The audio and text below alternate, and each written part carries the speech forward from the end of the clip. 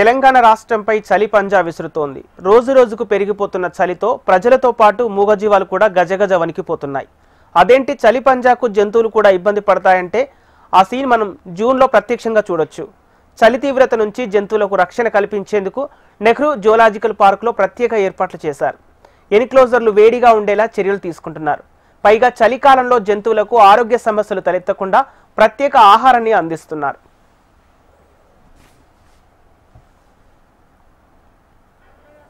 తెలంగాణ రాష్ట్ర ప్రజలపై చలిపులి పంజా విసురుతోంది. Single డిజిట్లో temperatures నమోదవుతుండటంతో జనం అనేక ఇబ్బందులు పడుతున్నారు. ప్రజల పరిస్థితే కాదు, చలి తీవ్రతకు మూగజీవాలు గజగజ వణికిపోతున్నాయి. దీంతో చలిపులి బారి నుంచి మూగజీవాలకు రక్షణ కల్పించేందుకు ప్రత్యేక ఏర్పాట్లు చేశారు హైదరాబాద్ నెహ్రూ జూలాజికల్ అధికారులు. జంతువులు ఉండే ఎన్క్లోజర్లను వేడిగా ఉంచడానికి కిటికీలు, ద్వారాలను గోనె సంచులతో కప్పేస్తున్నారు.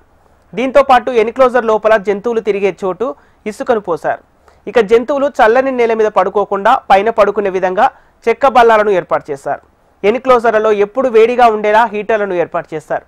ఇక చలి తీవ్రత వల్ల జంతువులు అనారోగ్యం బారిన పడకుండా వాటి ఆహారంలోనూ మార్పులు చేశామని నిర్వాహకులు చెబుతున్నారు.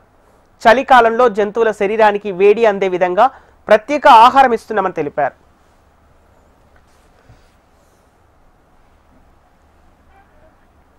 ఇక శీతాకాలం ప్రభావం జంతువుల కన్నా పక్షుల మీద ఎక్కువగా ఉంటుంది. చలి తీవ్రత నుంచి పక్షులకు రక్షణ కల్పించడానికి పక్షులు ఉండే ఎన్క్లోజర్లలోనూ ప్రత్యేక ఏర్పాట్లు చేశారు. పక్షులు రాత్రిపూట చలి నుంచి రక్షణ పొందేందుకు అవి పడుకోవడానికి ప్రత్యేక బుట్టలను ఏర్పాటు చేశారు. చలి పంజా నుంచి సరీసృపాలకు రక్షణ కలిగించేందుకు వాటిని ఎన్క్లోజర్లలో వేడిని కలిగించే ఎండుగడ్డి, విద్యుత్ బల్బులను ఏర్పాటు చేశారు. శీతాకాలంలో పక్షులు ఎక్కువగా నిమోనియా బారిన పడుతూ ఉంటాయి. ఈ క్రమంలో వాటికి ఎలాంటి ఆరోగ్య సమస్యలు తలెత్తకుండా ఉండేందుకు ప్రత్యేక ఆహారాన్ని అందించడంతో పాటు నిత్యం వెటర్నరీ డాక్టర్లను అందుబాటులో ఉంచి ప్రత్యేక సప్లిమెంట్స్ అందిస్తున్నారు.